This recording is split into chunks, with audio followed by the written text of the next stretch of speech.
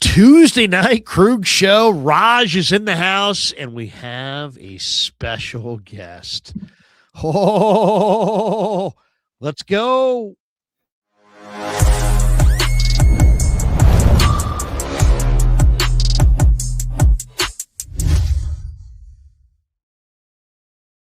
Krug show on a Tuesday night. Raj is in the house.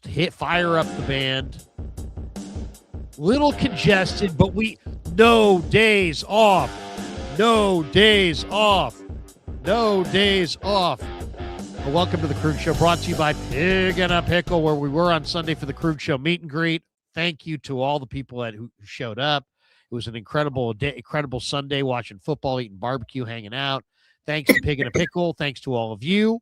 It was a wonderful day. It was great to meet all of you. So, man, that was really, really cool. About 100 people showed up over the course of the whole day. Some people came from San Diego. One guy came from Seattle. I was like, bro, unbelievable. So a lot of cool people, and it was fun. So we're brought to you by Pig and a Pickle. Check them out. Emeryville, Corte Madera, soon to open in Petaluma. Thanks to them. Thanks to Damon and Mary, the owners of Pig and a Pickle, for being the title sponsor of the Krug Show. Also, thanks to Sleeper. Thanks to Habas Law. We'll get to them in a bit. Thanks to our friends at Sharp Corner Sports Cards and Collectibles. Courtesy of Anthony Catania, we gave away the Ricky Pearsall autographed mini helmet at the Krug Show meet and greet to one lucky fan. It went over well.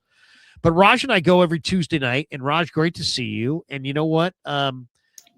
Last stream we discovered that we both. I asked you about a certain guy, Akash, and you said, I know Akash. Akash is my guy. I said, oh well, let's bring Akash on. Hey, We've had Akash on before, but he's back. Akash, who's a great Niner content creator as well, and he's going to join us for a little bit on the stream tonight.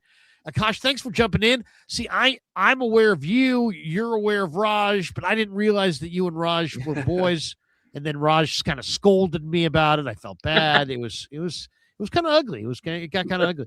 But seriously, thanks, man, for jumping in. How you been? And tell people I assume everybody knows everybody, but Akash is a great follow on X and puts out a lot of great stuff and has his own stuff going on. So tell people about what you got going on. So if they're finding you here at the Krug Show, that they can go check you out and subscribe to you and follow you. First off, good evening to everybody. Appreciate you for having me, Larry. Good to see you, Raj. Been writing for Bovada this past year, so been doing a little bit more sports gambling content with a 49ers angle. And as always, active on X. So that's where you can find me. I always enjoy talking Niners, especially when they're 9-4 and good like this season. Well, of course, it's not. We're not the welcome wagon here, so we definitely don't. We don't just bask in their great Tony the Tiger takes. A lot of times, with me in charge, there's a negative slant, and I'm going to start right there. John Lynch went on with TK, Tim Kawakami, and talked about a number of different topics. Are you guys aware of this dialogue? Yeah, I saw that. One of the things that came up was, the Ayuk situation. And I just feel like they're not really putting themselves out there to let us really ask them questions and follow up. They're picking select interviews, whether it be on flagship stations or with certain media people, and those people, for whatever reason, are not following up with any of these questions. He's staying with the, hey, you know what? We hope this ends well, and Ayuk, we hope he's back, and this. What is going on here? I used to feel like the Niners spoke in this regime in one voice. This is really the very first time I feel like it seems like we're getting two different camps here. It's like the ownership got their money back, maybe with Parag and Jed, and they seem to be with John and Kyle, but now it sounds like John and Kyle are open-minded to Ayuk coming back. Or are they? Is this just something you say? There's that show on ESPN with Don Van Atto. It's called The Backstory. I kind of feel like they ought to do one here. Like, what is the backstory on Ayuk? Why don't we start there? What do you think, Akash? I wish we knew what the full story was, what happened in the summer, what happened in July, right? Because there was a stretch of time where Brandon Ayuk was practicing. The media who was there at training camp or even early on in the season got to see him kind of run routes. I think he was running some routes pre-game. And then he's just kind of vanished. He's kind of disappeared, hasn't really been in the public eye. You haven't really seen him at practice. You see some of the other injured guys at games, right? You see Nick Bosa, you see a Fred Warner sitting up in the box, but Brandon Ayuk's just been nowhere to be found. And so it's always been kind of weird. I know Kyle Shanahan gets asked about him every week, and he always says, like, when he's ready, we'll open up his practice window. But the situation just got a little bit weird with every passing week, just because it felt like Brandon Ayuk's, window was going to be open like somewhere in November. But then it just kept getting pushed back and back. And then obviously the article came out in The Athletic that Diana Rossini and Mike Silver put out, kind of outlining what the situation was. But I just think it's unfortunate that we've got to this point, because regardless of what you think of him, I think Brandon Ayuk's a fantastic receiver. Regardless of what you think of the contract, just to potentially not have him on the field the rest of the season or not just be a Niner moving forward is just a brutal situation. And, we've seen some crazy situations with this team, right? They had Jimmy Garoppolo practicing on a side field when we thought he was done for. Then he came back and won some games. And so we've seen crazy situations. So I never say never with this team, because just when you think, oh, Brandon Ayuk's out, he's done, they're going to trade him, they're going to cut him, they find a way to like fix these situations. And the next thing you know, he's catching balls. So I just kind of expect the unexpected with them. But it feels like he's not coming back this season, and then we'll see how it plays out. Niners Friday the 13th, starring Brandon Ayuk. He's dead. He's not dead. Raj, what's the end game here? Are they going to trade him? Are they going to release him? What do you guys think on this one? Raj, go ahead. Yeah, no, I think there's a couple of options here. And at the end of the day, whatever happened. They're not going to tell us the specifics. Although, Rossini and Silver, they said what they said. Meetings, this and that. Kyle didn't really elaborate too much. Lynch didn't elaborate too much. They said, hey, look, meetings happen. Water under the bridge. When you miss those types of meetings, those are the rules. Those are the consequences. So they did it. But yeah, I feel like this is a weird season, just not just for the Niners, but in the NFL in general, right? People are getting hurt. You got Grandpa Phillip Rivers coming back to the NFL. Larry, this is the craziest NFL season. Yes. There's really no juggernaut. So I feel like the Niners are like, hey, if we can mend the fence just a little bit and you could come back and maybe help us out down the stretch, cool, great. It's going to give you some film on tape because you're not coming back next year. Bottom line, they voided the contract, right? I don't think Brandon Ayuk's coming back. But, hey, at least maybe you can give him some film. Teams can see, he's still got a little bit of juice left in him. I mean, he's a good route runner. That's not going to change. So you scratch his back a little bit and say, hey, look, we're done, but we're going to give you a little parting gift as you go out, and maybe you can help us catch a few touchdowns in the playoffs. But it's a weird season. I don't think he'll come back. I think it's very small chance of him actually playing this year, but there's a small chance. And if you can get any type of edge in these playoffs, you take it. And I feel like that's where they're trying to keep the door open. You stay politically correct. John Lynch is saying all the nice things. And yeah, maybe they behind closed doors, they hate him. They're saying nasty things, but in front of his face, in front of the media, you're not going to say that terribly. Oh, Brad is a terrible guy. John Lynch is a nice guy. He knows what it takes to win. And sometimes you got to just burn bridges or not burn bridges. You got to shake hands, dust everything off. Maybe he can come back for a few games and help us win. Because at the end of the day, Larry, the end goal is to win a damn Super Bowl in Levi Stadium this year. So whatever it takes. No doubt. Do you guys believe, because some people have stated it outright, I don't believe, by the way, but some people have stated it outright that Ayuk is ready to play right now and he's just not playing. I don't think that. I saw him running whatever number of weeks ago it was, on the side next to the receivers a couple times on the field. And, it looked good for that, but there's a huge difference between that and playing receiver in the NFL and the stop and start and the torque, and it's tremendous torque. It's like if you're not 100% sound across the board, I don't see anybody holding up to the stop, the start, the turn. It's just it's the worst kind of job that you could possibly have to have to come back with a knee injury. What do you think, Akash? Do you think Ayuk is ready and that they're just whatever keeping him out, or do you think he's not going to be ready? Do you think he's going to be traded, as Raj suggested? Do you think he's going to be released? What do you see? I think it's tough because his knee injury was probably the worst outcome you could have had, right? It's not just like a clean torn ACL, which has kind of become more routine, right? You know, in about 11, 12 months that player is going to come back. And even if their return to play is a little slow, you see them on the field, and usually the year after they return from that ACL, they're kind of back to normal. But with Brandon Ayuk, it's like multiple ligaments in his knee was torn up. He had kind of like the worst case scenario. And if you remember, the swelling in his knee didn't go down for a couple of months after the injury. So his surgery on his knee, if I remember correctly, was like well after the actual injury occurred, because they were waiting for the swelling to go down. So I still feel like he's in that like ramp up mode, not quite ready to return to play. And I also think it's just a tough time to be, reintegrated back into this offense. I mean, there's 4 weeks left in the season. The 49ers are trying to make a push for the playoffs. Their offense seems to be a little bit more like cohesive over the last like 4 or 5 weeks since Purdy's returned, since George Kittle's returned. Their offensive line's been a little bit more cohesive. So I feel like it's just hard to like reintegrate at this point of the season. So like Raj was saying, if I had to guess, I would guess that they redshirt him this season, and then he's probably released in the offseason because they have voided his guarantees. That would be my guess on how this plays out. But like Raj was saying, if you're Kyle Shanahan, if you're John Lynch, publicly, you gotta maintain, a positive front here. You got to say, hey, we're waiting for him to come back.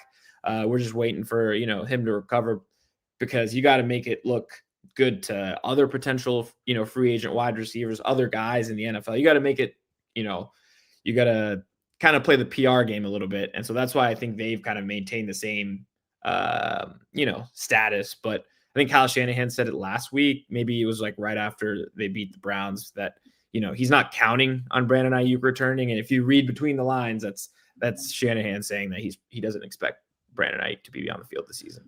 It's interesting too. They signed Javon Baker today. They have Junior Bergen and Malik Turner on practice squad. And they have Cowing, who they say they may open his window. And then you've got all these receivers. Jennings is the only one who really does anything. And everybody else is just, not doing anything. Demarcus Robinson had 7 touchdowns last year with the Rams. He doesn't have one. Ricky Pearsall doesn't have one. And he's doing very little. Kendrick Bourne had a couple good games. And then there's a dynamic. It just feels like Jennings is on some kind of contract drive. And I don't know if somebody, said something to somebody, but all of a sudden Bourne just is a total persona non grata. And I just feel like it has to be tied to JJ. Sky Moore has got some ability to run, but he's almost an exclusive special teamer. They obviously like Cowing because they talked him up. And he was a 4th round pick. Watkins was a 4th round pick. They both can run in the 4.3s. I just kind of feel like they need one other receiver and maybe 2 to really step up and shoulder the load. And, I like Juwan Jennings, don't get me wrong, but your best wide receiver can't be a 4.77 guy. It's like you got to have somebody who can run. And I just feel like right now we haven't seen that yet. So who do you guys think? I mean, give me two receivers that you think can, actually operate in 11 personnel if they go 11 personnel at any point in the regular season or the playoffs. Give me a couple of receivers that you believe can step up, because right now it's JJ and the JJets. I mean, there's nothing. I mean, these guys nobody's doing anything. And it could be because they're just not, Purdy's not going in, whatever. They're going to need to be a little bit more dynamic offensively if they're realistically going to make a run at winning this title, especially at beating teams like the Rams and Seahawks. And, so what do you think? Receiver wise, who do you like to step up? And I think you can make an argument for a lot of guys. You really could. Yeah. I mean, it's a good question, Larry. And I mean, I know you like Cowing, but I mean, he's had his hamstring pretty messed up all season since training camp. I think Matt Barrows has said something about 4 times he's kind of messed up that hamstring throughout the season. It's not good. I don't think the prospects of Jacob Cowing come back are too good, just like Brandon Ayuk. And also Jordan Watkins. Like, what happened to him? He drafted this guy. I had high hopes for him in training camp. Me and you, we saw him every day at training camp, and we were like, "Oh my God, this is going to be a solid player." He just hasn't really integrated, and it's hard for wide receivers as rookies. I like Kendrick Bourne. He played good when he was called on this early in the season, but he was better with Mac Jones. He had that chemistry, and I feel like it's kind of messed up, but I feel like they're holding him out because he has that little money incentive. If he gets 18 more yards, he gets $500,000. Could be a little bit of that, but I do think Ricky Pearsall at some point has to break out. I mean, he's your former first-round pick. I feel like at some point, like he was really good at the beginning of the season, and then the injuries happen. I don't know how bad, he still may feel pain-wise because it was a PCL injury. It's not an easy one to come back from. But I do feel at some point Ricky Pearsall's gotta step up. I know you have Kittle and Chris McCaffrey who are great, but you're right. You need another guy or two. I think it's going to be Ricky Pearsall, and after that, honestly, you just throw somebody out there that might be able to stick. But I think it's going to be Ricky Pearsall. I can't tell you another receiver that's going to step up because it's hard to really predict who Brock's going to be throwing to every week. Akash, who do you like? This receiver room's interesting. Juwan Jennings has been healthier the last couple of weeks. I know he's been kind of in the news for his trash talk on the field, but he actually has played better the last few weeks. Right, he had the whole contract dispute thing to start the year, and so I thought he had a slow start. He had a bunch of injuries. He was banged up. He seems a little healthier now, and it feels like we're getting like 2024 Juwan Jennings, which again, not ideal if he's your like primary receiver, but as a 2 or a 3, he's outstanding, especially on third down and separating in man coverage. Ricky Pearsall, I thought was really, really, really good to start the season. He was one of the more efficient receivers. He was right up there if you look at like some of the yards per route run stats with like Jackson Smith and Njigba, but then had the PCL injury and he just quite hasn't been the same since. And I don't know if that's just same thing, like reintegrating into the offense, finding that chemistry with Purdy again, getting his time and getting his legs under him because it's been 2 or 3 games since he's returned. But I expect those guys to be the primary receivers in this offense. I know Kyle Shanahan likes Demarcus Robinson over Kendrick Bourne in that third wide receiver role. I know he trusts him a little bit more. I know Kendrick Bourne's snap count has kind of decreased, but I think he's taken that really positively. I think he's taken a more like vet leadership role within this room. I know his energy and his positivity has been really good for these guys with just kind of the turnover they've had in that room. So those would be my 2 guys, Pearsall and Jennings. Amidst, obviously Kittle and McCaffrey are going to get a ton of touches in this offense, but those guys are going to have to step up if this Niners offense is going to be a little bit more explosive, especially in the downfield passing game. I'm going to go with Pearsall and Jordan Watkins. Now, I like Robinson. I think he's got some good rub route, red zone potential, goal line potential, and Bourne I think is really nice. But you said it. I mean, they lack they're not dynamic. They lack speed. They don't stretch the field. I think one of the reasons that CMC is struggling and had 10 games or whatever under 4 yards a carry is that they have no vertical. So when you have no vertical, there's more guys around the box. And it's when you get more guys around the box, it's hard to bust a 20-yard run. And they've had a hard time busting a 20-yard run. They're not getting explosives. They're not getting explosives in the pass game. They're not getting explosives in the run game. And to me, when the year gets long and the weather gets bad, man, you need to have quick strike ability, and you need explosiveness. And they need Pearsall, who runs in the 4.4s, and they need Watkins, who's even faster than that, to get the ball and to be a part of this thing. So I know it seems like, oh, no, Watkins, it's late already, and let's all just chalk up Watkins and think about 26. And I get that. But you got a big chunk of the year left if you really think about it. You got 4 games of the regular season. You got 4 more games potentially in the playoffs. You got almost a half a year of football ahead. And this kid was big time in the SEC. This guy had 9 touchdowns last year in the SEC. He runs in the 4.3. He's a good route runner. I've talked to him at his locker. He's ready. They just have kind of hesitant and reticent to get him out there. And I know there's a pecking order. There's egos, right? There's a lot of egos in this room. And that's a big part of it. But to me, it's Pearsall and Watkins are the 2 guys. If I say to you weakest link, because there's the old saying, you're only as strong as your weakest link. if the Niners get, you could argue that we're not really seeing the Niners exposed because they're not playing anybody. They're playing Mercer, they're playing UC Davis. They're not playing the teams that they're going to be playing, the best teams of this league. At least that's the argument. I actually don't quite agree with that because the DVOA rankings of record show the Niners as the fourth toughest schedule this year. Yeah. So whatever, we can debate this all day and all night. But my point is just this. When push comes to shove and they get in against a really good team, Rams, maybe Bears in a couple weeks, maybe somebody else, Green Bay. Bay. What's going to be their Achilles heel? What's that team going to expose? What's that team going to be like? Oh Christ, we got this weakness we didn't realize. What do you think? It's going to be their pass rush, and that they just don't have the talent up front, I think, to compete at the highest level. I mean, if you look at their numbers across the board, they're 32nd in sack rate, they're 31st in pressure rate, they're like 32nd in non-blitz pressure rate. Robert Saleh has been blitzing less ever since there was a game, I think earlier in the season, I forget which one, he blitzed more than he usually does and he got burned for it. And he's curbed the blitzing back, and they're just not generating any pressure. And I don't know where the solutions come from. I know Keon White, the addition at the trade deadline, he's come on. Cleveland Farrell had a couple sacks this past game.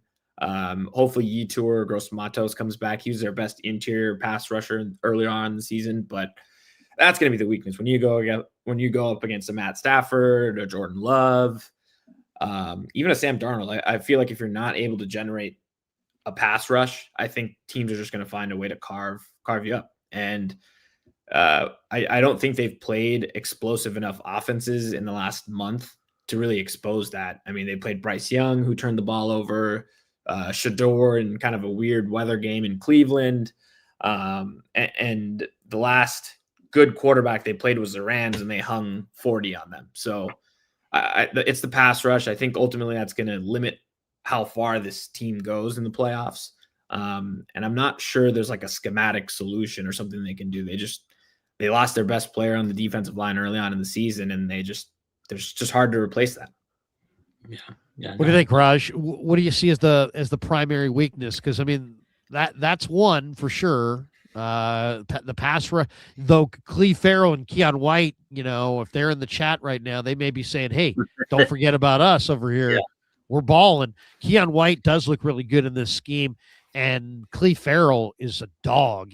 Let's be honest, Cleve Farrell's having the best stretch of his career. He's got 4 sacks in 4 games. His career high for sacks is 4.5 in 15 games. So he's, maybe, is he their Cody Ross for you Giants fans?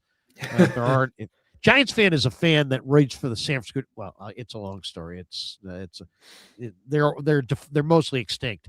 But go ahead. What do you think, Raj? What do you see as the weakest link? Yeah, definitely. I mean, Kosh is pretty spot on about D-line. Me and you have talked about that dating back to last year. D-line, edge rushers. But I feel like they have improved a little bit. I mean, get it. They haven't played, all world breakers lately. But I think they have improved with Farrell and Bryce Huff and Keon White. So I feel like it's definitely a weak link. But I'm going to go with that O-line, man. I mean, if they can't protect Purdy, I feel like specifically Jake Brendel in the center, his inability, communication wise, and if he plays a stinker game like a Jake Brendel game, I know he's rated high on PFF, but you watch the film, sometimes you're like, what is he doing? And that O-line, they took a hit with Ben Barch. They tried to make him that starting guard. He's hurt. He's on the injured reserve. And you got Burford in there. He was played better, but he's not a legit starter overall. And he's getting thrown in there. It's a patchwork O-line. McKivitz has been up and down. If they can't protect Purdy, I mean, he's going to get hurt, right? So that's scary to me. And, we're going to be playing some elite defenses in the playoffs, right? We got Micah Parsons coming up. We know the Rams have a really good D-line. So, and the Eagles, as bad as their offense is, that defense kept them in that game yesterday. So, O-line's going to have a real big test coming up in the next couple of weeks when the playoffs come. It's about the trenches. I do feel like the O-line's going to be one of their top, issues moving forward. You got to protect. You got to be able to block for Christian McCaffrey. You mentioned it early. Their yards per carry are pretty low this year, but they're still finding ways. Definitely think O-line's a weak link along with the D-line. But also, too, just we were talking about wide receivers.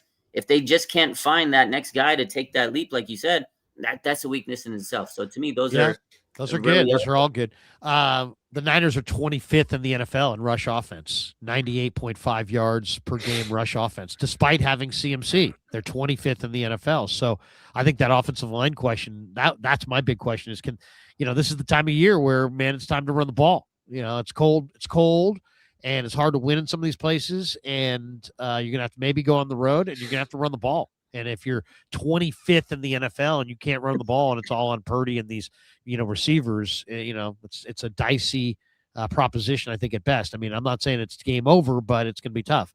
And as far as what Akash said, 49ers have 16 sacks. They're dead last. They're 32nd in the NFL in sacks. I mean, Tennessee doesn't have an awesome pass rush, but they've got twice as many sacks. They've got 32. The Niners have 16. It's the Niners' lack of pass rush is absolutely a factor. And I either one of those is great. I'm going to go with the 49ers are 25th in the NFL. And this might be a little bit tied to the pass rush, but 25th in the NFL in pass defense. And specifically, my concern is at linebacker. I just feel like Gifford is a circus as a coverage linebacker. And then look at this linebacking core. They just, Nick Martin, is Nick Martin going to do anything? And now that he's on the concussion protocol, it seems like no. Sure. And they brought in Garrett Wallow. He's a true special teamer. Curtis Robinson's body's getting broken up. Every week that goes by, he's more and more dinged up. Gifford is not 100% physically, but he's getting exposed. And then D. Winters was a really good coverage linebacker, but he's banged up. And Tatum Bethune at full strength can be decent, but he's not known for coverage. And now he's banged up. So they don't have a linebacker that can cover, and watching Gifford just get toasted, that's a concern. And then now you introduce this veteran to the mix, Kendricks. And, I like Kendricks. I think he's a good addition, but what are the numbers say on him? I looked at him before the show. His numbers last year in Dallas were pretty good against the run. Against the pass, he was rough. He got worked pretty good. I won't cite it, but it's big. He gave up a lot of pass yards. So he's not really a pass defender anymore. So that's my concern, is that the Niners, who had the best pass defensive, player in Fred Warner, now don't have him. And all the players that potentially could have been a reasonable facsimile of him, Jalen Graham, Nick Martin, they're just not there. And I just feel like their linebackers, when push comes to shove, are going to get burnt in pass coverage. What do you guys think?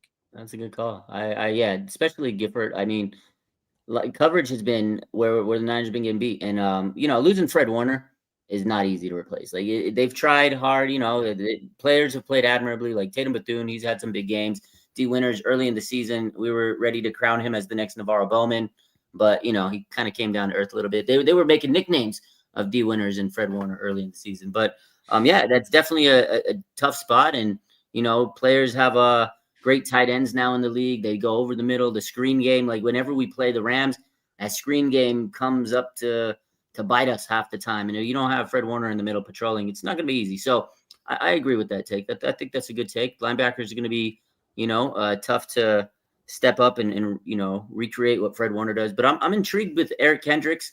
I think, he's going to be hungry. He's going to bring some good veteran presence. But, yeah, linebackers definitely have taken a hit, just like the defensive line when you lost Nick Bosa and Fred Warner. So it makes sense to me.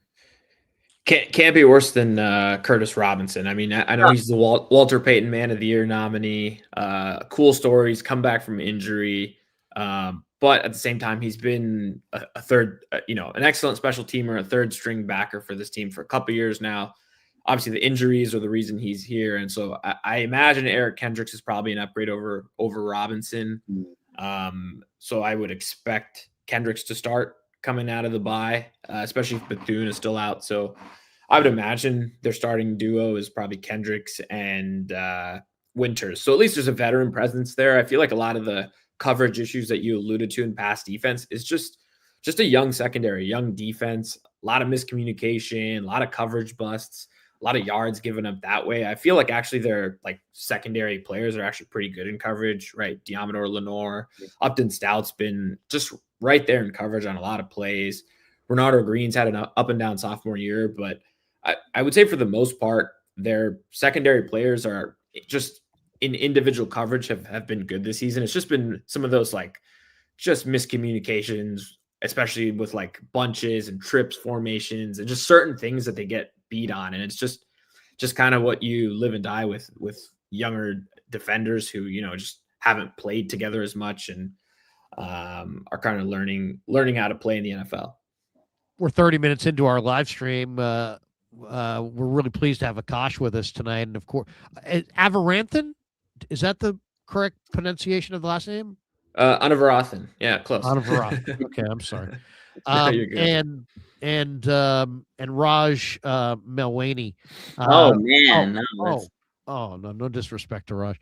No. There's this guy that I follow on X. Here he is. And he's got lines for the key NFC contenders this week. And I want to hit this, but first let me just tell people 49er football season on the Kreuger Show all season long, presented by Sleeper, the fastest growing fantasy platform in the world. It's a one-stop shop. You get blazing fast news, real-time stats, group chats, season-long leagues, and of course, Sleeper picks for daily fantasy. Use promo code Larry. Sleeper will match your first deposit up to $100. Links in the description.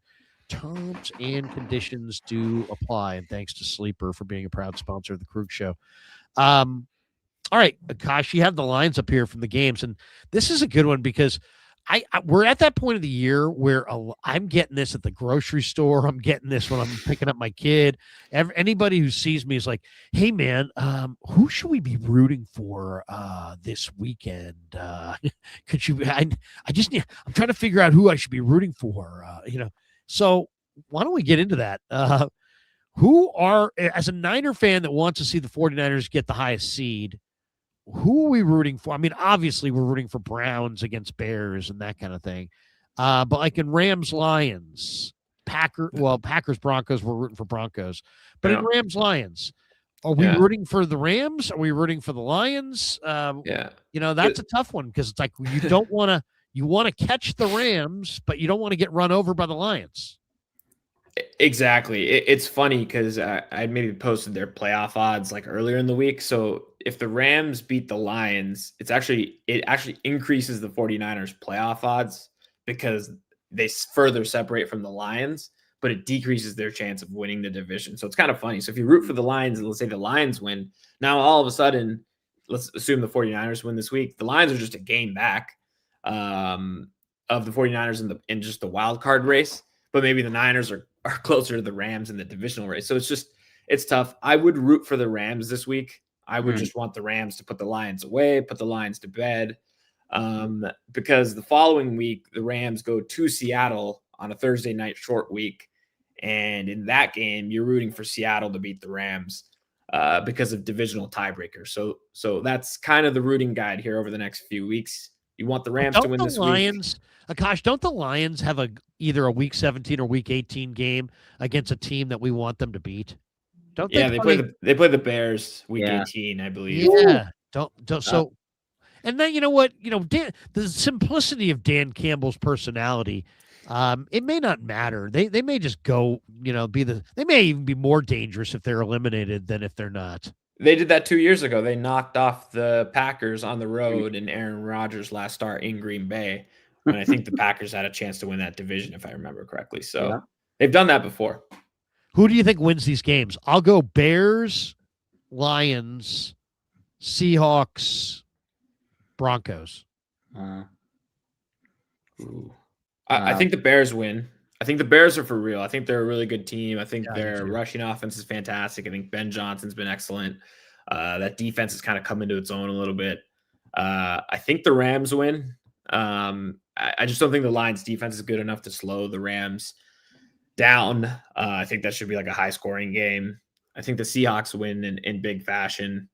Just the quarterbacks they've played over the last month is just a joke. They played Max Brosmer a couple weeks ago. They played Kirk Cousins. They're probably going to get Phillip Rivers this week. It's unbelievable the teams they've played. And everyone talks about how the Niners have a joke of a schedule. Do you guys believe in the Seahawks? Because I really don't. Maybe it's because the Niners beat them in week 1. Maybe it's because Darnold, every time it's a big moment, seems to turn it over in mass.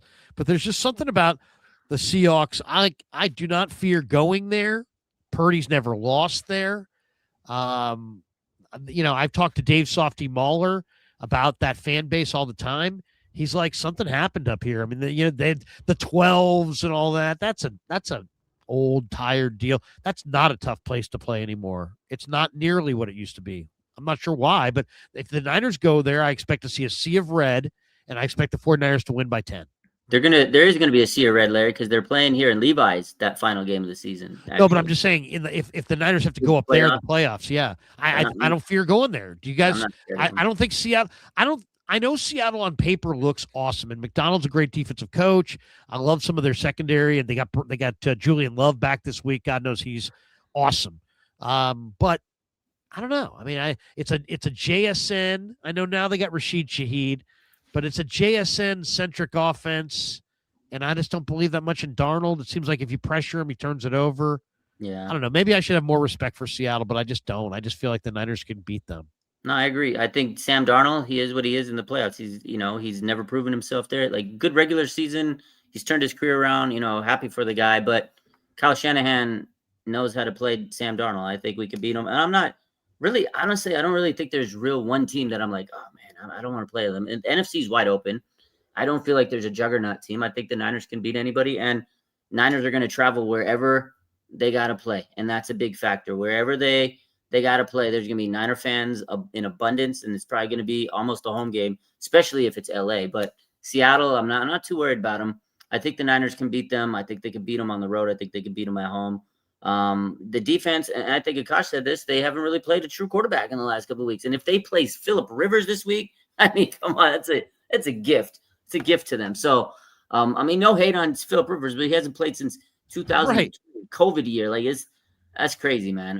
It's one of the craziest stories of our lifetime, really, in the NFL. Wow. It actually is so wild. Yeah, it is.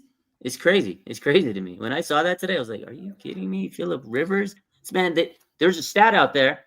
His oldest daughter is older than half some of the rookies in the league. I think Tyler Warren, their star rookie tight end on the Colts, his daughter's older than him. It's crazy to me. I mean, it's just I love Phillip Rivers, but guys, if I do this every day, if I take a weekend off, I'm like, what am I doing? What buttons am I pressing? He's taking 5 years off. If imagine taking 5 years off, I wouldn't even be able to find the room where I'm broadcasting from. I'd be like, where is that? I forget where it was. I mean, come on, man. And not only that, he's 44 years old, and in all non-Tom Brady bodies, that means a lot. Yeah.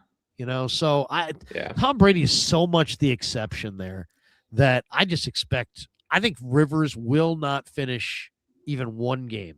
That would be my prediction. I don't think you can sit at home at 44 and then step in and NFL. I mean, all these it's a young man's game. You got no, cannot. I don't buy it. What do you guys think we're going to see? Is Rivers going to play this week, or is he's not going to play till next week, or what do you think their plan is? I could see him playing this week just because they're the backup Riley Leonard's. I think he's battling a knee injury, so I don't know who they have behind that guy. So I could see Phillip Rivers starting this week, which is crazy to say, and that's just a brutal ask for a 44-year-old. You're going to Seattle, where it's probably going to be like 30, 40 degrees. You're outside up against probably one of the best defensive lines in the NFL, and they're going to be coming after him. They're going to be hitting him. That's probably the first time he's been hit like that in 5 years. So it's crazy, but I will say it's a huge break for the 49ers because that game going to Indianapolis on Monday night, when you looked at the schedule a couple weeks ago, looked pretty difficult, right? The Colts were humming. Their offense, led by Jonathan Taylor and Daniel Jones, just looked explosive. And now you take away Daniel Jones, you put in Phillip Rivers. That the complexity of that game changes. I bet the Niners are probably favored going into that Indianapolis game, especially if they beat the Titans. So just crazy how the league changes from a week to week basis. Let's hit some quick hitters here. The Niners open the practice window for Curtis Rourke. I mean, what do you think? I mean, is he something? Is he nothing? Is he NFL backup, NFL starter, NFL star, Hall of Famer, greatest of all time? What's Curtis Rourke? Definitely not the greatest of all time, but I think not the greatest. Are you sure you're going to go out on that limb? I mean, maybe. You never know. Maybe he'll prove me wrong. Hopefully he's listening. That would be He's- awesome if he proved use you it. wrong on something like that.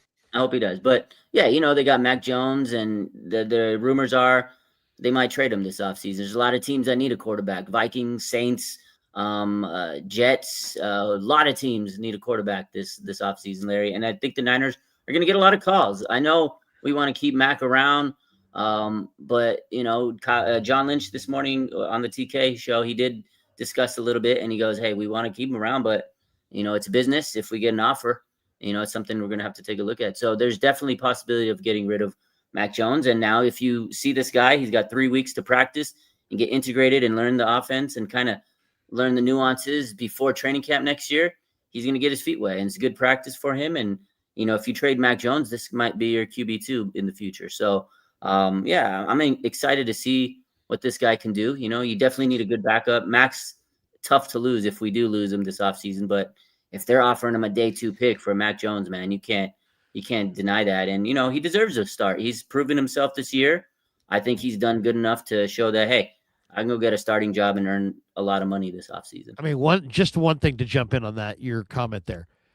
To me, don't call it a day 2 pick, because reality is you can keep Mac Jones and let him walk after that and get a day 2 pick, a round 3 pick.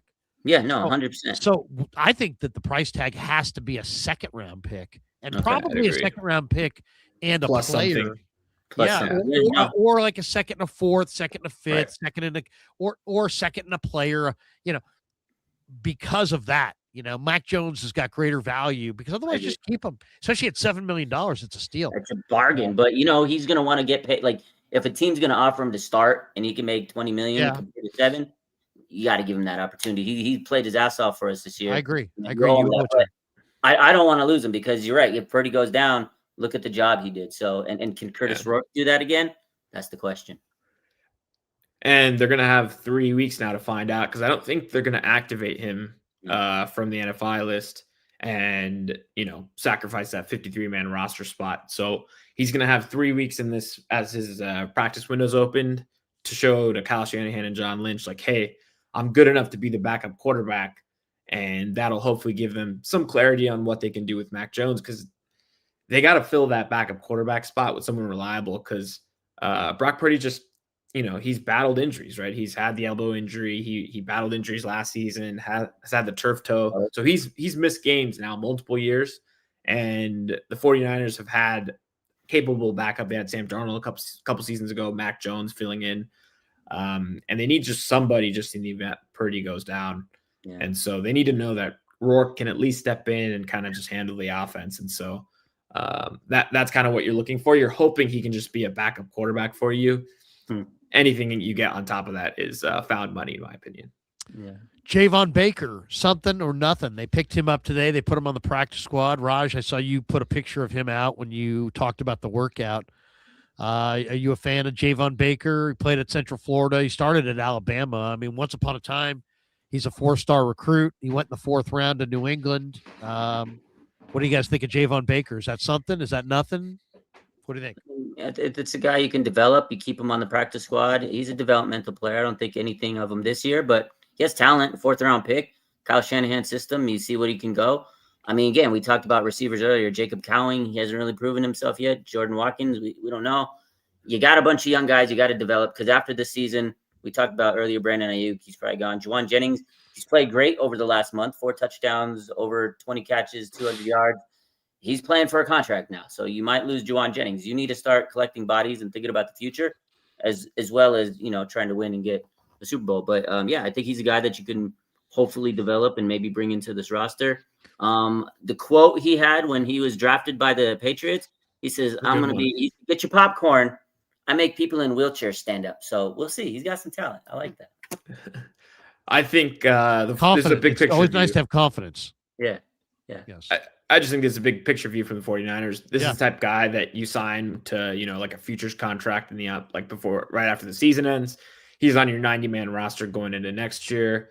It gives him this time to learn the offense, work with the receivers coach, the receiving group, and just get a little bit more familiar, give him a head start for next year. And you hope he can fill a role for you, whether that's on the practice squad or the 53-man roster. So just a big picture move. The 49ers had him in on a 30 visit last year, so they had some interest pre-draft. And so, yeah, just a good opportunity to bring someone that can hopefully contribute for you next season. I like him a lot. You know, there's receivers. The receivers are a really interesting position to evaluate.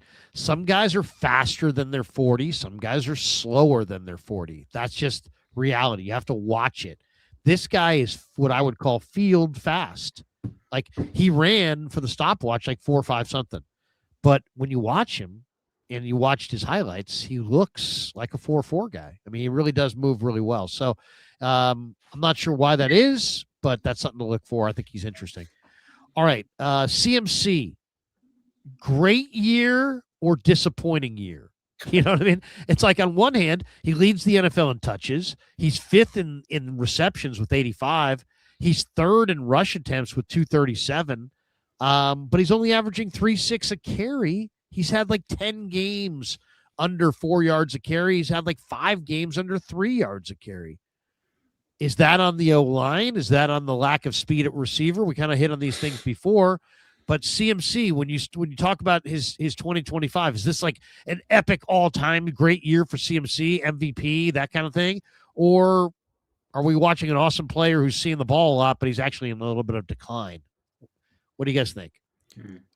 I think it's an awesome season. I mean, there's only a handful of guys that have gone for 1,000 rushing yards, 1,000 receiving yards, and Christian McCaffrey is on track to be the only player to do that twice in a career. So I think it's an awesome season, mostly from the standpoint that he's got this insane workload, and everybody around him seems to be either getting hurt or being, playing inconsistent, but he has shouldered this insane workload and basically carried this offense. And I know his yards per carry numbers are down. The explosive runs are down. I think, there was this whole discussion in the offseason, like, has he lost a step or whatever?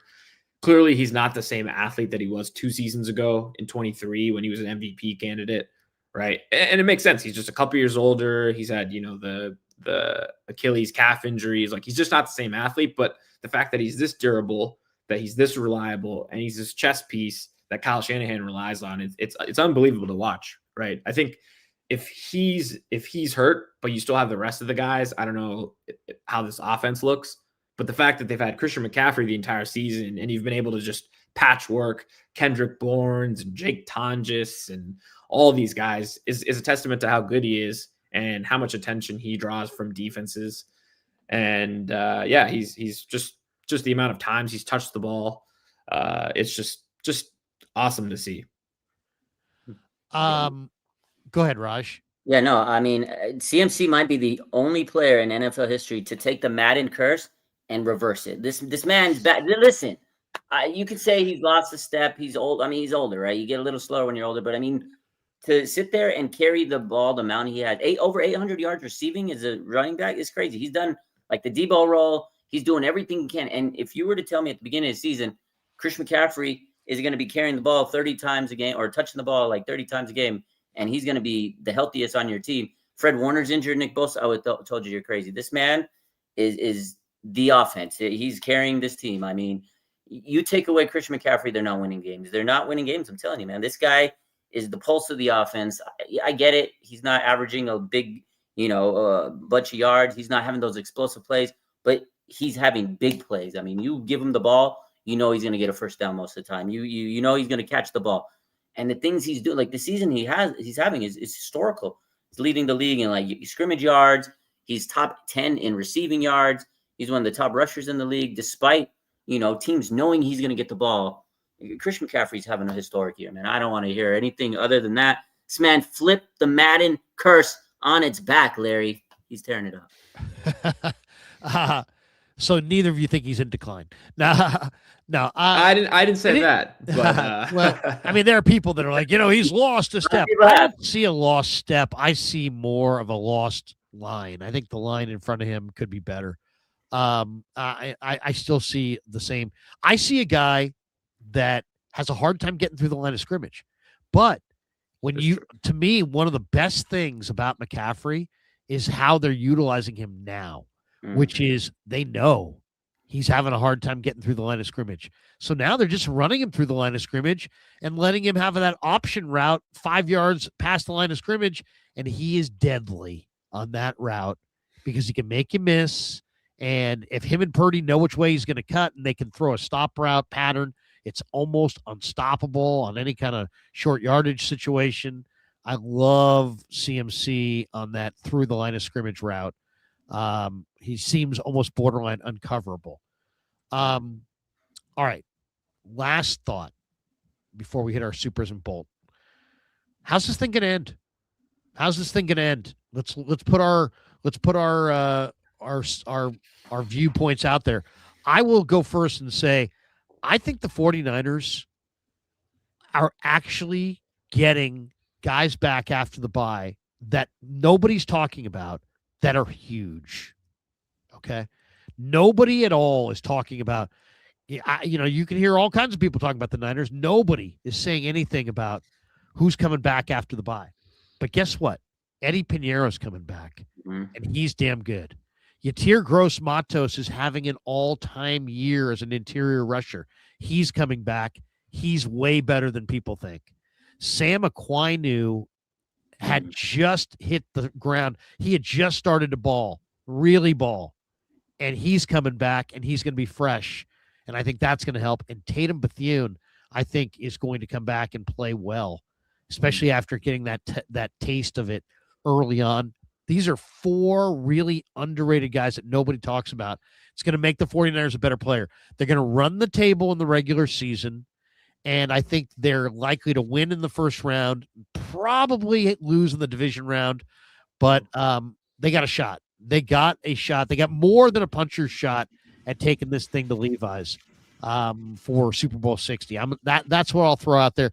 I don't think they can beat the Rams. Like they're going to need some good fortune. Like I think somebody's going to have to draw the Rams and beat them because I just don't think the Niners can do it. I just don't believe they can put enough pressure on Stafford.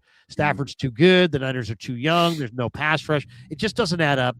They got the miracle night with Mac Jones in week 5 or whatever.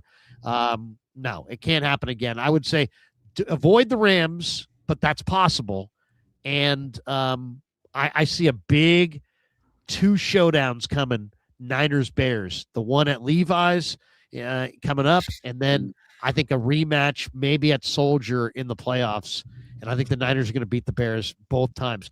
And I like the Niners to have a shot at the Super Bowl, at least. I think likely going down in the division round, but a shot to go to the Super Bowl. Oh. Give me what you guys see. I like that. I think the Niners aren't going to run the table in the regular season. I think they're going to go 3-1. I think they're going to win these next 2 games against the Titans and the Colts. They're going to handle business. They're going to go 1-1 against the Bears and Seahawks in some fashion. Either they're going to beat the Bears, lose to the Seahawks, or they're going to lose to the Bears and follow that up with a win against the Seahawks to close out the season. I think they're probably not winning this division. If I had to guess, my money would be on Seattle, just because the Rams probably have a little bit of a tougher schedule than the Seahawks do. And so the Niners, I think, are going to be a wild card. I think they've positioned themselves with their NFC record, their divisional record, and some of the tiebreakers they have to be either the 5 or the 6 seed. So they're likely going to play either the NFC East division winner or the NFC South division winner. So you're catching either Philly, Tampa, or Carolina wild card round. And I like that matchup. I think the 49ers match up well against those 3 teams. They've obviously beaten Carolina. Tampa's kind of fallen off since they played earlier in the season. Baker just hasn't looked as good. That defense hasn't been as stingy as it has been previously. So I think they can beat any of those teams wildcard weekend. And then it gets tough. It's going to be tough against Green Bay, the Rams, or Seattle, to be honest. I think they can beat them, right? Just you've got Kyle Shanahan, you've got Robert Saleh, you have a coaching advantage, and you've got a lot of vets on this team. So puncher's chance against anybody, but it's going to be a tough ask to go on the road and win in Green Bay, or LA is more of a home game, but and it's indoors. But I think they lose in the divisional round too, to one of those teams. But I think they get into the playoffs, they get a win, and I'd consider that a successful season given everything that's happened. I got the script right here in front of me, guys. What? Tell us, read it to us. Niners are going to win out four games in a row. They're going to get the number 1 seed. And guess what? When you're the number 1 seed, you're playing home games at Levi Stadium. And your quest to Levi Stadium runs through Levi Stadium. Niners are making the Super Bowl. It's in the script. I'm telling you guys. I don't fear anybody in the NFC. You fear no man. Fear nobody. Listen, even if we don't win out and we have to go on the road, LA's a home game. Every game is going to be a home game because the Niner fans are packing those stadiums. But I do 100% think Niners are going to win out, and somehow Lions are going to maybe beat the Rams. Seattle's going to lose a game. Well, obviously to us if we win out, and then you're going to have maybe Green Bay lose a game or two. Chicago's got a tough schedule. Everybody's got a pretty tough schedule. They're all going to lose a game. Niners are taking this number 1 seed. They're going to run it to Levi Stadium. And then guess who's coming back for the Super Bowl? Fred Warner, 54. It's Super Bowl weekend. That's what I feel is happening. I don't know. Wow. Good feeling. That's what's wow, happening. that would be something. I would love Niners Patriots. And if Fred wants to come back, that's great. Yeah. As far as my biggest fear, this is it right here. My biggest fear is the Bears' interior offensive line. Theo Benedette, I don't know much. Ozzie Patrapio was in there for a couple weeks ago, but Joe Thuney, Hall of Fame type offensive lineman, really, really good. Drew Dahlman playing at a really high level. Jonah Jackson came over, former Lion, former Ram. They're Darnell Wright is a big road grader. They got a really big, physical, great drive blocking offensive line. They got 2 fresh backs and Swift and Monangi, and I've had Monangi on the fantasy team. I'm a big fan of his out of Rutgers. I was hoping the Niners would get him in the draft. He went in the 7th, 2 rounds after Jordan James, for those of you who are keeping track. But that's what I fear the most is these guys, the Bears offensive line, Ben Johnson and this Bears offensive line. If the Niners are struggling to stop the run, and last week against the Browns, Jenkins had some 7-yard runs on first down. Sampson had some runs. It's like they're not really stopping the run, really. And now here comes Monangi and Swift and this line, and I'm afraid that this thing could drive the 49er defensive line into the ground. Now, conversely, this Bears defensive line, if you look at their numbers, like of the last 7 games they've played, 5 of the teams have gone for over 5 yards a carry.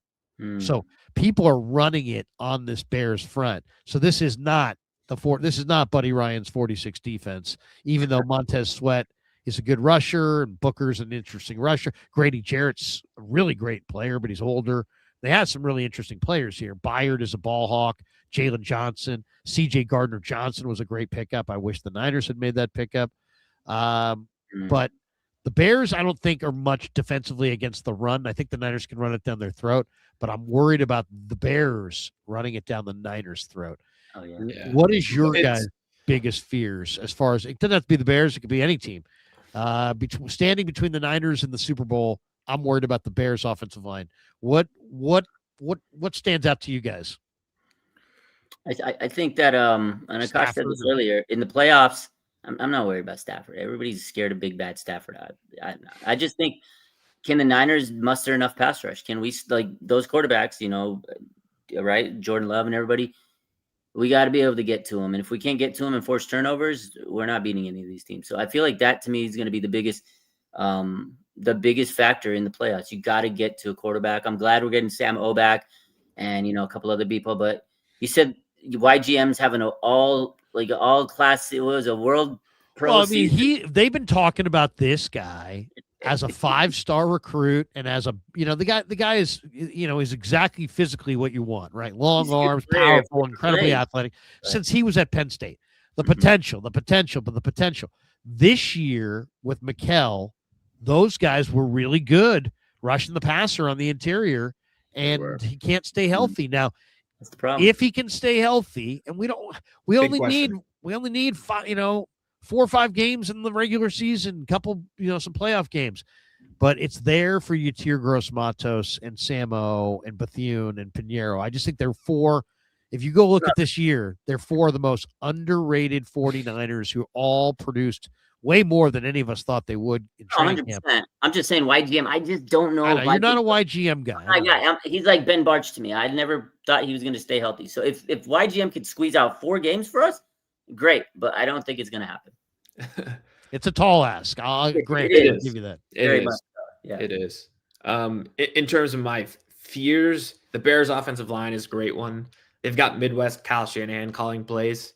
That's what I like to call Ben Johnson, just because they both have the same mentality, which is we just want to run it down your throat and play defense. And Ben Johnson, especially if they start to lean on the 49ers defense, won't be scared to just keep running the ball.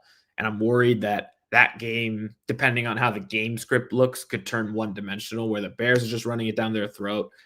The 49ers offense just maybe doesn't get off the mat quick enough, or maybe they turn the ball over because the Bears defense leads the NFL in takeaways. All of a sudden, the game script just kind of falls into Ben Johnson's hand, where they just kind of run it all over the Niners. I could see that. Seattle's defense is scary. I know Nick Emenwari, their rookie safety, is what a really game he had last week. Yeah, he's kind of like Kyle Hamilton for Mike McDonald with the Seahawks, right? Their defensive line is just all over the place. So that defense is going to be flying around. It's going to be a huge challenge for Kyle Shanahan and the 49ers. I know Mike McDonald's presented some challenge in the past, right? Yeah. And then playoffs wise, I think it's going to be the Rams. It's going to be the Rams 13 personnel. It's that personnel grouping they've kind of leaned on ever since Puka Nacua got hurt. And even after he's come back, they've leaned on it, and they throw out of that personnel grouping a lot. And I just don't think the Niners have the defensive personnel to match up against 3 tight ends. They just don't have enough backers and safeties to cover. And I think it's just kind of a mismatch. So those are kind of the things I fear come playoff time. But you got Kyle Shanahan, you got Robert Saleh, you got a chance. And that's all I can ask for. Yeah. They got a shot. They got a shot. As far as how good of a shot, what happened? I just hit the wrong button. Hold on. How good of a shot, I'll give them a little bit more than a puncher's shot. Like a puncher's shot is just like, it's a real long shot. I think they got a little bit more than a real long shot. And now, granted, we're standing here, it's December 9th. We're projecting, or at least I'm projecting them to run the table. So let's see. I mean, that's a big projection, right? And if they do run the table, man, there will be a lot of excitement going into the playoffs for sure. And yet that's going to be, I hope they can stay focused even if they run the table. To me, their biggest concern outside of other teams is their own internal focus. Can they just focus for, 4 more games, run the table, and still have that focus to, if they're not the 1 seed, to go on the road potentially in the NFC. I will say this, though. There's a chance that like every one of these teams in the NFC, Eagles, you name it, Bucks, Panthers, Bears, Lions, all of the other teams, even Rams, there's a chance that these teams they'll get to the playoffs and they just won't fire. Yeah. They'll get to the playoffs and Sam Darnold throws 3 picks and, whatever. I just don't feel like the Niners this year are going to be that team. I feel like whatever they got, they're going to give you. They ain't going out easy. Yeah. It's going to be you're not going to blow them out. They're very prideful. They're going to give you a good fight. They may not win it, but they're not going to like no show and be like, oh, wow, they got blown out no, I don't think so. All right, last thought, and then we'll get out of here. We're brought to you by Habas Law. Thanks to Habas Law, 1-800-INJURED. They will fight to make it right. Visit them on the web, habaslaw.com, HABBAS law.com. Habas Law, they will fight to make it right. Great lawyers. If you're in a bind and you need someone, if you're injured and you want to win, there's only one call to make, and that's Habas Law. Habaslaw.com. They're fantastic. All right. And they bring us our supers here at the end of the show. And let's roll through them. We have 5 supers. Thank you to the people. Maybe 4, because I put this comment up here. We got this one from Sunstripe. Did Larry unblock that innocent dude from earlier? Larry only blocks. Larry never unblocks. That would be something. Now, Kev may unblock when I'm not looking. But Larry never unblocks. It's strictly a block. That's all I can say about that. I don't block a lot, but when I do, I date and marry for life, and I block for life. Uh, There you go. PWS says thoughts on the draft lottery and the San Francisco Giants getting the pick number 4. I don't know. It's like baseball. The guy who runs baseball is such a jackass that he has no original ideas. So all he can do is steal from the other sports and try to recreate things that work in other sports. There was zero buzz for the draft lottery. The Giants should have gotten the 15th pick in the first round. They somehow moved up to number 4. I'm glad they did. Randy Wynn represented them at the draft. I don't know how he did it, but God bless Randy Wynn. It's a huge, huge move for the Giants, a huge break, because a top 4 pick can be a franchise-altering player in the baseball draft. Usually franchise-altering players, there's usually not more than 8 or 9 of them at the top of any draft. So usually if you pick at 15, you're not, you're getting just a pretty good player. Or if you pick in the top 5, you might get Buster Posey, right? You might get Bryce Harper or something like that. So it is a major thing for the Giants. So way to go, Giants. But how they did it, or the whole baseball lottery, I don't know. Do you guys have I know you're more football, but do you have a thought on the Giants moving up in the draft lottery? I saw they mocked someone named a shortstop named LeBron. I saw that. Yeah, he's from like a Arkansas or something. Or somewhere from the SEC. Yeah, yeah, SEC shortstop junior coming out. We'll see. Kid Trickster. Oh wait, we always got to be careful with Kid Trickster. He will throw us. Oh wait a second. Let's see. Love Javon Baker on the Niners. Not gonna lie, I still don't love him as much as I loved his college teammate, the defensive end. Hugh J. Rection. Oh, that's pretty good. That's pretty good. Thanks, Kid Trickster. Good to see you still got it. Anthony Catania's in the house. Sharp Corner Sports Cards and Collectibles, a sponsor of the Kreuger Show. Thanks to them. Give Anthony a call. He's at 831-521-5264. He says it's a new season starting Sunday. 0-0. Go 4-0. You're the number 1 seed. Let's effing go. Now, I don't know if that's true, if the Niners do go 4-0, the Rams have to lose once, but the Rams have a couple, tough games. And the Packers also would have to lose once, but the Packers have a couple tough games. So I kind of do think the Rams and Packers are likely to lose once. So I kind of agree that if they go 4-0, they're going to be the number 1 seed. But let's not put it out there like it's, that's all they have to do. Right. It's they got to go 4-0 and then get some help. You need a little bit of help, but it's happening. Larry Catania, Anthony Catania he knows ball. He knows what he's talking about. Knows ball. We got this one from Cass. Love the show. My mom's a diehard Niners fan and has never been to a game. I surprised her. We are going to the game Sunday. Hell yeah. Oh, that is cool. That is cool. Any suggestions to make their game day experience better? Raj, you go all the time. Akash, I don't know how often do you go to the games? I know you're a couple times a year.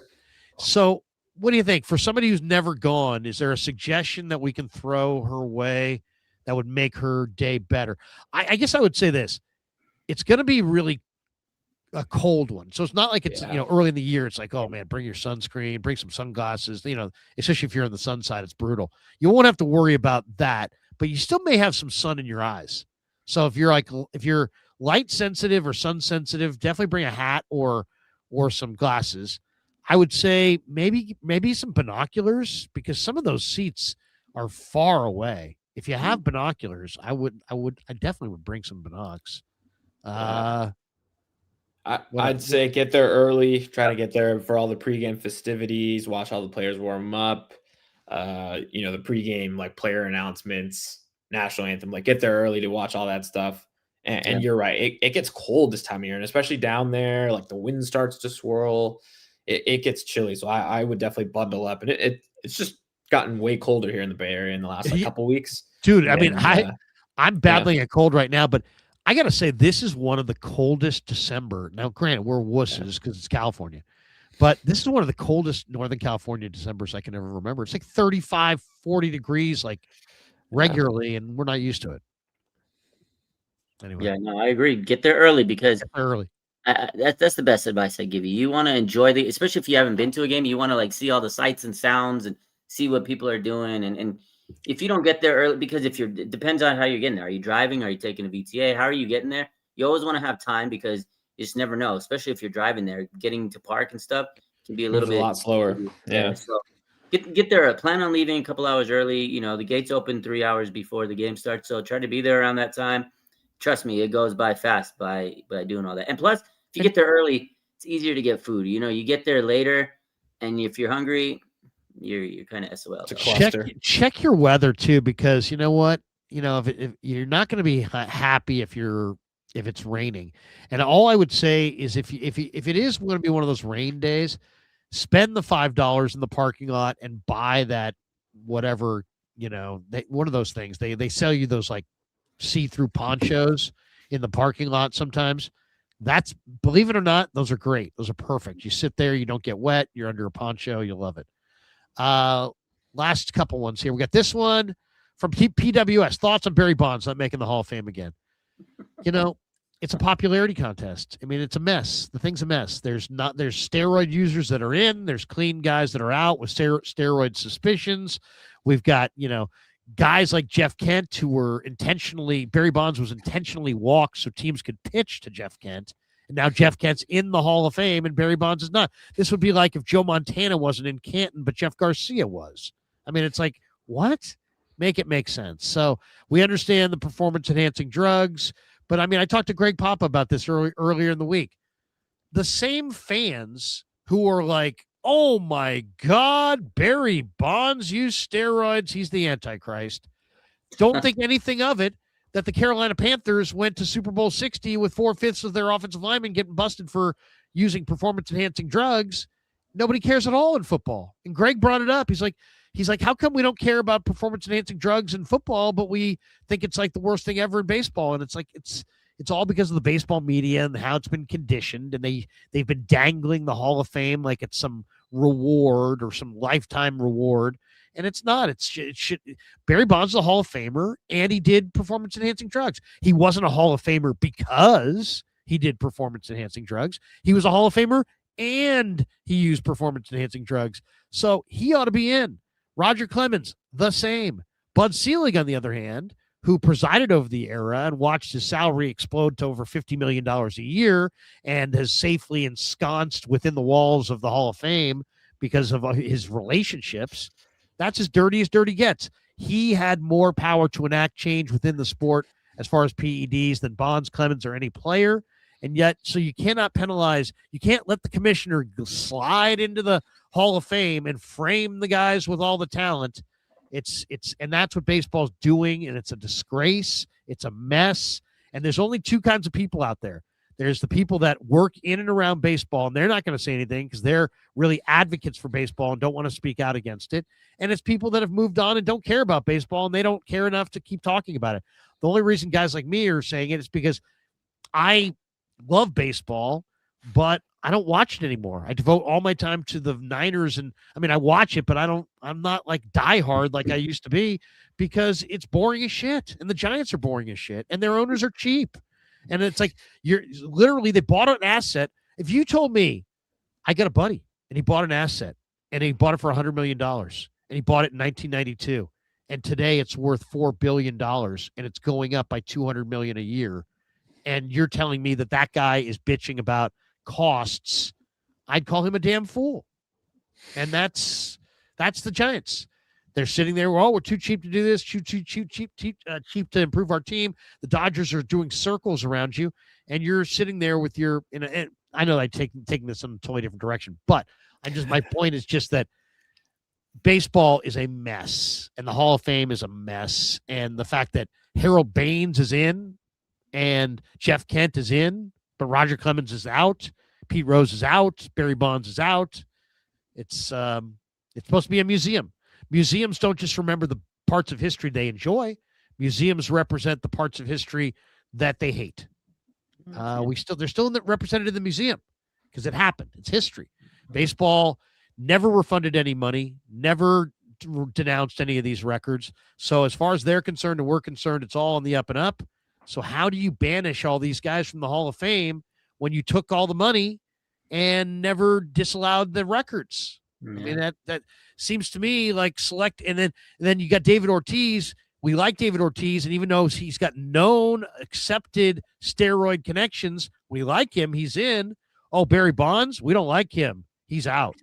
So the whole thing is a gigantic disaster, and it's all because of Bud Selig and his arrogance. He had no leadership. He wouldn't take the lead. He didn't make a statement on the era. He said nothing, and then just made sure he got in, and then left the thing a mess for everybody else. So That's crazy.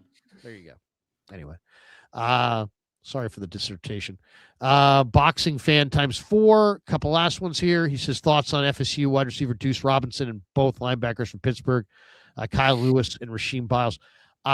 Deuce Robinson's a big 6'4", 220-pound receiver who's really got some gifts. I mean, very skilled, but he's a little stiff as far as a route runner. I don't know if he's going to be a NFL significant player or not. He reminds me a little bit of DK Metcalf. He's just not. I bet you he's no 3-cone. He's not going to light up the 3-cone. As far as the Pittsburgh guys, rugged linebackers. But I don't think they're day 1 or day 2 guys. I think they're day 3 guys. And then this we got that one. Okay, I think that's all of them. That's going to do it for us. Thanks to Akash for stopping by. Akash, let me get this off the screen. Once again, Akash, tell people if they want to follow you, what's your handle on Twitter, and where's the best place to kind of they want to rock with you. Where's the best place to follow?